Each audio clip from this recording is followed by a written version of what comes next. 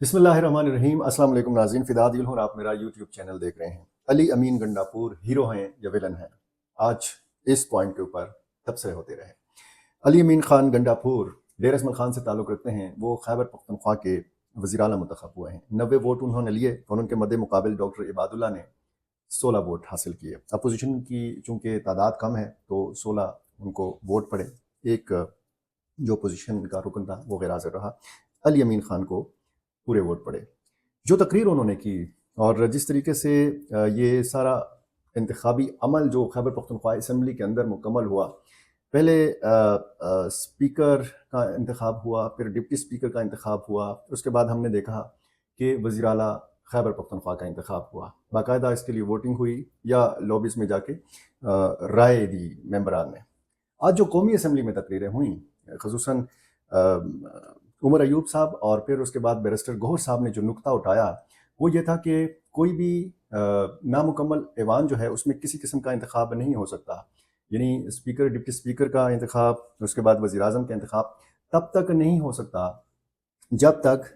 वो ऐवान मुकम्मल ना हो। उनका इशारा बाकायदा कानूनी हवाले देकर उन्होंने कहा कि जब तक ख़वातीन की मखसूस नशस्तों पर जो अरकान हैं वो नहीं आ जाती, जब तक अक़लियती नशस्तों पर जो मखसूस नशस्तें हैं उनके अरकान नहीं आ जाते, इस ऐवान को पूरा मुकम्मल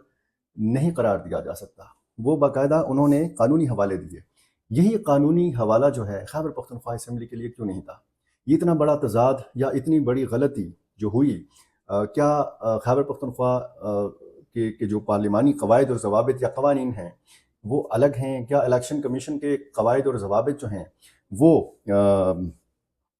सूबाई असम्बली के लिए अलग हैं? ये तो ज़ाहिर है कि कानूनी माहिरीन ही बता सकते हैं। लेकिन अगर यहाँ पर खैबर पख्तूनख्वा असम्बली की हद तक अली अमीन गंडापुर स्टैंड लेते, अगर मुश्ताक गनी स्टैंड लेते जो साबिक स्पीकर हैं, अगर नौमुंतखब जो स्पीकर हैं जब वो उस वक्त स्पीकर के ओहदे के लिए उम्मीदवार थे, बाबर सलीम सवाती, जब सुरैया बीबी जो उम्मीदवार थीं डिप्टी स्पीकर की, जब अगर वो इस वक्त यानी उस वक्त ये मामला उठाते कि जी ये ऐवान मुकम्मल नहीं है। अब खैबर पख्तूनख्वा का ऐवान जो है वो पूरा है 145 का, लेकिन हल्फ उठाया तकरीबन 116 लोगों ने। ये ऐवान तो ज़ाहिर है कि मुकम्मल नहीं है। इसमें वो जो मखसूस नशस्तें हैं वो किधर गईं? वो जो 143 में, क्योंकि 2 हलकों पर इलेक्शन नहीं हुआ और इसके बाद फिर हमने देखा कि यहाँ पर 30 मखसूस नशस्तें हैं, 26 ख़वातीन की और 4 अक़लियतों की नशस्तें हैं। 5 ख़वातीन को तो रुकनीत दी गई असम्बली की और वो अपोजिशन से ताल्लुक़ रखती हैं, लेकिन सुन्नी इत्तेहाद कौंसल के लिए चूँकि अभी तक फ़ैसला नहीं हुआ तो नामुकम्मल ऐवान में स्पीकर का भी इंतखाब हो गया, नामुकम्मल ऐवान में डिप्टी स्पीकर का भी इंतखाब हो गया और नामुकम्मल ऐवान से अली अमीन खान गंडापुर साहब जो हैं वो वज़ीर आला भी मुंतखब हो गए। उनकी तकरीर के हवाले से बड़ी ले दे हो रही है, बड़ी बात हो रही है कि जी अली अमीन खान ने ऐसी तकरीर की है कि उन्होंने बड़ी दबंग तकरीर की है, बड़ी वाह वाह हो रही है, बड़ा ज़बरदस्त, बड़ी शानदार तकरीर की है। और जिस तरीके से जज्बात थे जो 2 दिन से हम देख रहे थे और ये तीसरा दिन था जब वज़ीर आला का इंतखाब हो रहा था, जो 2 दिन हमने सियासी कारकुनों के, तहरीक इंसाफ के कारकुनों के जज्बात देखे तो तकरीबन यही जज्बात मुंतखब मेंबरान असम्बली के भी थे। और ज़ाहिर है कि तहरीक इंसाफ के साथ जो हुआ है, जो जिस जबर का, जिन सख्तियों का तहरीक इंसाफ के लोगों ने सामना किया है, तो उसके बाद इसी किस्म का रद्द-ए-अमल जो है वो उसकी तवक्को की जा रही थी। लेकिन जो अली अमीन खान गंडापुर ने तकरीर की है, इससे पहले उनका सोशल मीडिया पर एक एजेंडा जो है वो सामने आया था और इसका फिर मवाजना भी मैंने आपके सामने रखा था कि मरियम नवाज़ का क्या एजेंडा है और अली अमीन खान गंडापुर का क्या एजेंडा है। उस एजेंडे के कुछ नुकात तो उन्होंने अपनी तकरीर में बयान किए, लेकिन पूरी तरह वो अपना प्रोग्राम नहीं बयान कर सके। लग ये रहा था कि अली अमीन खान गंडापुर किसी जलसे से खिताब कर रहे हैं और इस हवाले से अपोजिशन के लोगों ने भी तनकीद की है। गो के अपोजिशन जो मुतवक्का जो लीडर हैं, जो उम्मीदवार थे वज़ीर आला के ओहदे के लिए, डॉक्टर इबादुल्ला ने बड़ी शरीफाना किस्म की तकरीर की اور ایوان کو ساتھ چلانے کی بات کی، حکومت کا ساتھ دینے کی بات کی۔ صوبے کے حقوق کے حوالے سے انہوں نے کہا کہ حکومت کے ساتھ تعاون کیا جائے گا۔ انہوں نے پیشکش کی کہ چونکہ مرکز میں بھی مسلم لیگ نون کی حکومت ہے اور ان کا تعلق یعنی ڈاکٹر عباد کا تعلق بھی مسلم لیگ نون کے ساتھ ہے، تو وہ پل کا کردار ادا کر سکتے ہیں وفاقی اور صوبائی حکومت کے مابین۔ تو ان کے حوالے سے کہا جا رہا ہے، علی امین خان گنڈاپور کے حوالے سے، کہ ان کو ایک لکھی ہوئی تقریر دی گئی تھی، لیکن انہوں نے وہ لکھی ہوئی تقریر پڑھ کر نہیں سنائی۔ انہوں نے باقاعدہ نیچے دیکھ کر پوائنٹس دیکھ کر اپنی وہ تقریر کی کہ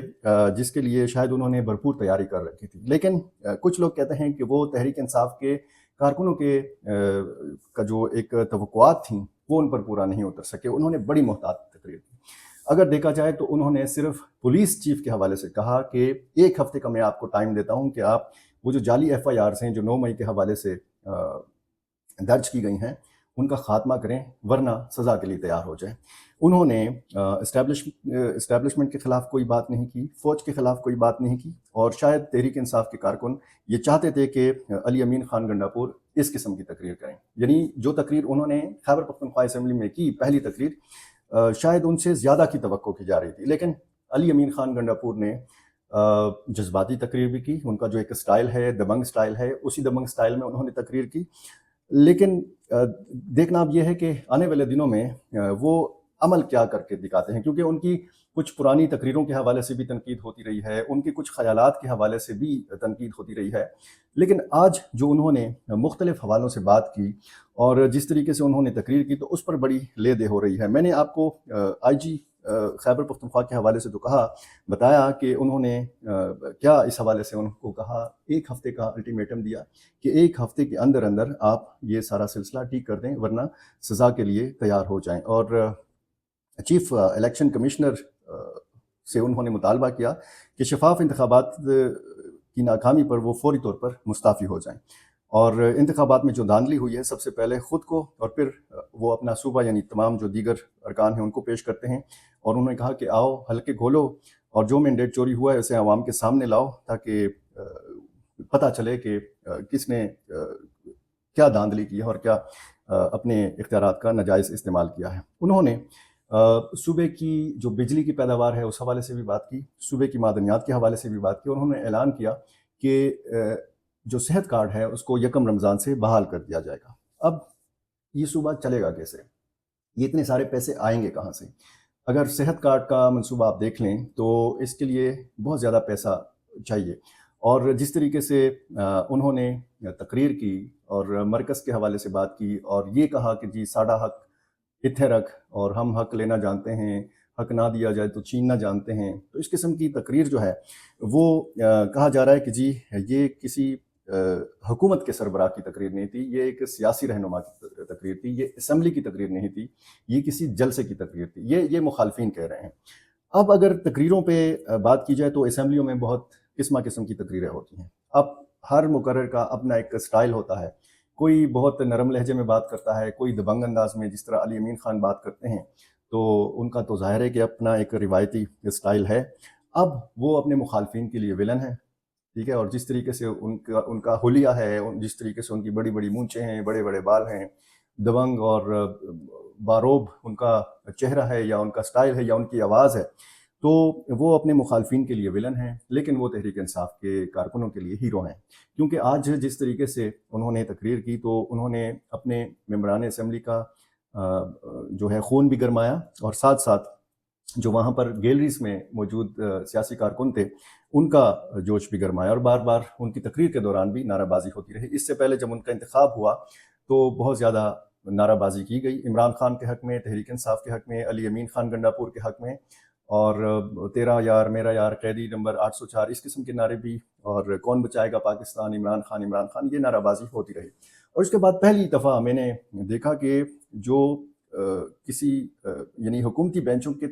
تمام افراد بشمول علی امین خان گنڈاپور وہ کھڑے ہوئے اور اس نعرہ بازی کا آغاز کیا مینا خان آفریدی نے، جو پشاور سے منتخب ہوئے ہیں، نوجوان MP ہیں اور انصاف اسٹوڈنٹس فیڈریشن کے بھی صدر رہے ہیں، سربراہ رہے ہیں، تو بڑا جوشیلا انداز میں انہوں نے نعرہ بازی کا آغاز کیا اور تمام ممبران نے کھڑے ہو کر نعرہ بازی کی، اس نعرہ بازی میں حصہ لیا اور بڑا پرجوش طریقے سے اور باقاعدہ ہاتھ اٹھا کر، اور یہ پہلی دفعہ میں یہ منظر دیکھ رہا تھا کہ ایک تو گیلریز کے اندر مہمانوں کی طرف سے نعرہ بازی کا سلسلہ، اور پھر نیچے میں نے اس قسم کی نعرہ بازی کم از کم خیبر پختونخوا اسمبلی میں نہیں دیکھی تھی. تو ایک پرجوش مناظر میں نے دیکھے. لیکن تقریر مریم نواز نے بھی کی ہے، تقریر علی امین خان گنڈاپور نے بھی کی ہے. مریم نواز کی تقریر کے حوالے سے کہا جاتا ہے کہ انہوں نے اپنا ترجیحی ایجنڈا پیش کیا. ان کا جو ویژن ہے یا ان کا جو پروگرام ہے پنجاب کے لیے، وہ پورا تفصیل کے ساتھ انہوں نے بیان کیا. لیکن یہاں پر آغاز کیا علی امین خان گنڈاپور نے اس بات سے کہ جی بیٹ کا نشان ہمیں نہیں ملا، انتخابی نشان نہیں ملا، اور پھر سنی اتحاد کونسل میں ظاہر ہے کہ ان کے لوگ گئے اور انہوں نے کہا کہ میں 17 سال سے پی ٹی آئی کا کارکن ہوں اور اسی پارٹی کا صوبائی صدر بھی ہوں، لیکن آج میں آزاد حیثیت سے منتخب ہوا ہوں، تو یہ میرے لیے بہت دکھ کی بات ہے کہ میں تحریک انصاف کے نام کے ساتھ نہیں بلکہ آزاد حیثیت میں یہاں پر کھڑا ہوں اور وزیر اعلیٰ منتخب ہوا ہوں. اور اس کے ساتھ ساتھ انہوں نے عمران خان کے حوالے سے بات کی کہ ان کا open, free and fair trial ہونا چاہیے، ان کو فوری طور پر رہائی ملنی چاہیے، اور 9 مئی کے واقعات میں جن لوگوں کے خلاف، جن کارکنوں کے خلاف، جن خواتین کے خلاف مقدمات درج کیے گئے، جس طریقے سے ان کو ہراساں کیا گیا، تو اس کی بھی تحقیق ہونی چاہیے. اور انہوں نے کہا کہ 1 ہفتے کے اندر تمام جعلی جو FIRs ہیں ان کا خاتمہ ہونا چاہیے. امن و امان کی صورتحال کے حوالے سے بھی انہوں نے بات کی، اور انہوں نے کہا کہ سڑک اتنی ضروری نہیں ہے، سڑک کی تعمیر ضروری یہ ہے کہ لوگوں کو تحفظ کا احساس ہو، یہ احساس ہو کہ وہ اگر گھر جائیں تو وہ لوگ جو ہیں اپنے گھروں میں محفوظ رہیں، ان کے بچے اپنے گھروں میں محفوظ رہیں، ان کے اہل خانہ جو ہیں وہ اپنے گھروں میں محفوظ رہیں. اب خیبر پختونخوا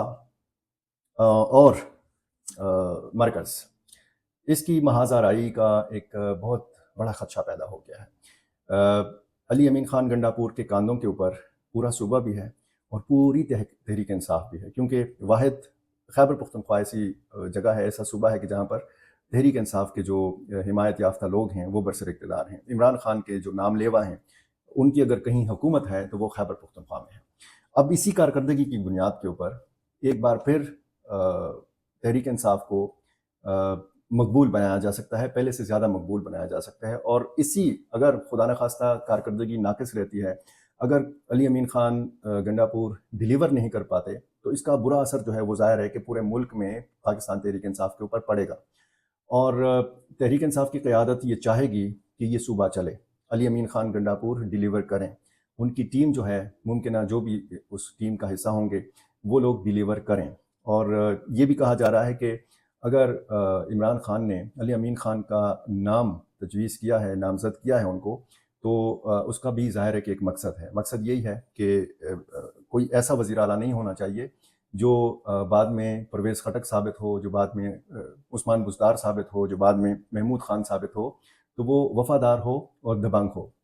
کیونکہ موجودہ حالات میں عمران خان کو ایک دبنگ وزیر اعلیٰ ہی کی ضرورت تھی، اور وہ دبنگ وزیر اعلیٰ جو ہے وہ ان کو میسر آیا ہے علی امین خان گنڈاپور کی شکل میں.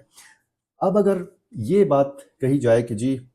یہ صوبہ اگر نہیں چلے گا، اگر علی امین خان گنڈاپور ڈیلیور نہیں کریں گے، تو اس کی ایک بڑی وجہ ہوگی، اور وہ وجہ یہ ہوگی کہ وہ فنڈز نہیں حاصل کر سکیں گے، وہ اپنے حقوق مرکز سے، وفاقی حکومت سے حاصل نہیں کر سکیں گے. اس کا مطلب یہ ہے کہ وفاقی حکومت فنڈز نہیں دے گی خیبر پختونخوا کو. اگر سزا ملے گی تحریک انصاف کو، تو یہ اصل میں سزا تحریک انصاف کو نہیں ملے گی، یہ سزا اصل میں خیبر پختونخوا کے عوام کو ملے گی. اور وفاقی حکومت کا جو جماعت بھی حصہ بنے گی، وہ ظاہر ذمہ دار ہوگی. سب سے بڑی ذمہ داری مسلم لیگ نون کے اوپر ہوگی. اگر خدا نخواستہ ایسی کوئی صورت بنتی ہے کہ اس صوبے کو اس کے جائز آئینی قانونی حقوق سے محروم رکھا جاتا ہے، تو تمام تر جو ذمہ داری ہے وہ عائد ہوگی مسلم لیگ نون کے اوپر. اور مسلم لیگ نون مستقبل میں بھی غالباً ارادہ رکھتی ہے کہ خیبر پختونخوا میں الیکشن لڑے، خیبر پختونخوا سے وہ ووٹ لے، خیبر پختونخوا سے اس کے قومی اسمبلی کے ارکان امیدوار جو ہیں وہ منتخب ہوں، خیبر پختونخوا سے اس کے جو ممبران ہیں، جو امیدوار ہیں، وہ صوبائی اسمبلی کے لیے منتخب ہوں. تو یہ ایک ساری صورتحال جو ہے، اس حوالے سے اگر دیکھا جائے تو پھر ذمہ داری بنتی ہے خیبر پختونخوا کی اپوزیشن کی بھی. ڈاکٹر عباد اللہ متوقع جو اپوزیشن لیڈر ہیں، بڑے شریف آدمی ہیں، بڑا شائستہ انداز میں گفتگو کرتے ہیں، اور انہوں نے بڑی شریفانہ آج تقریر بھی کی، اور میں نے جیسے آپ کو بتایا کہ انہوں نے پیشکش بھی کی کہ وہ پل کا کردار ادا کریں گے، یعنی ان کی باتوں سے بھی لگ رہا تھا کہ ان کو بھی احساس ہے کہ یہ صوبہ جو ہے مالی مشکلات کا شکار ہے۔ اب علی امین خان گنڈاپور اپوزیشن کو کیسے لے کر چلتے ہیں، کیونکہ انہوں نے اپوزیشن کو مخاطب کرتے ہوئے جس طریقے سے بات کی، انہوں نے کہا کہ اگر آپ کو بہت زیادہ شوق ہے تو آپ باہر جا کر میڈیا پہ بات کریں، اگر آپ کو میں پسند نہیں ہوں تو اسمبلی کے اندر اس طرح کی بات کرنے کی، کسی پہ تنقید کرنے کی، کسی کو گالی دینے کی اجازت کسی کو نہیں ہوگی۔ اگر کسی نے تقریر کرنی ہے تو باہر جا کر جلسے میں کرے، باہر جا کر میڈیا کے سامنے کرے۔ اور انہوں نے کہا کہ اگر پھر بھی کسی کو شوق ہے تو کہتے ہیں کہ میدان بھی حاضر ہے اور گھوڑا بھی حاضر ہے اور سوار بھی حاضر ہے۔ تو یہ انہوں نے اپوزیشن کی طرف باقاعدہ ان کو مخاطب کرتے ہوئے یہ کہا۔ اب دیکھنا یہ ہے کہ کیا صورتحال بنتی ہے۔ آخر میں تھوڑی بات مولانا فضل الرحمان کے حوالے سے کر لیتے ہیں کہ مسلم لیگ نون کے جو قائد ہیں نواز شریف صاحب، وہ خود مولانا کو منانے کے لیے ان کی رہائش گاہ گئے۔ وفد جو تھا احسن اقبال، اسحاق ڈار، رانا ثناء اللہ اور خواجہ سعد رفیق بھی ان کے ہمراہ تھے۔ اس گھنٹہ ڈیڑھ گھنٹہ کی ملاقات میں نواز شریف نے بہت منانے کی کوشش کی مولانا کو، لیکن لگ یہ رہا ہے کہ مولانا اس مرتبہ ایک اٹل فیصلہ کر چکے ہیں کہ انہوں نے حکومت میں نہیں بیٹھنا، انہوں نے اپوزیشن میں بیٹھنا ہے۔ اور جس طریقے سے انہوں نے اپنا رد عمل دیا الیکشن کے فوری بعد، تو اور جس طریقے سے انہوں نے بیانات دیے، تو اب میرا نہیں خیال کہ مولانا صاحب جو ہیں وہ یو ٹرن لیں گے اور نواز شریف صاحب کی بات مان لیں گے یا حکومت کا حصہ ہو جائیں گے۔ صورتحال جو بھی بنتی ہے اس وقت ہمیں لگ یہ رہا ہے کہ وفاقی حکومت یعنی مسلم لیگ نون جو ہے وہ چاہتی ہے کہ اس کی حکومت جو ہے وہ مستحکم ہو، کیونکہ آنے والے دنوں میں مولانا فضل الرحمان بھی یہ واضح کر چکے ہیں، اور ان کو بھی لگتا ہے اور سیاسی مبصرین کو بھی لگتا ہے کہ یہ سسٹم جو ہے اس الیکشن کے بعد جو ایک سسٹم بننے جا رہا ہے، یہ طویل مدتی سسٹم نہیں ہے، یعنی اپنی مدت 5 سالہ یہ پوری نہیں کرے گا، اور ہو سکتا ہے کہ سال ڈیڑھ سال کے اندر ہی کوئی نئے فیصلے جو ہیں یہ دیکھنے پڑیں قوم کو۔ تو مولانا فضل الرحمان جو ہیں وہ دور اندیش بھی ہیں، نباز بھی ہیں، حالات پر بہتر انداز میں نظر بھی رکھے ہوئے ہیں، اور دیکھنا اب یہ ہے کہ اس حوالے سے کیا فیصلہ ہوتا ہے۔ لیکن جمعیت علماء اسلام کے جو ذرائع ہیں وہ یہی کہتے ہیں کہ مولانا اپنے فیصلے پر ڈٹے ہوئے ہیں، ان سے ووٹ مانگا گیا ہے۔ اس حوالے سے بھی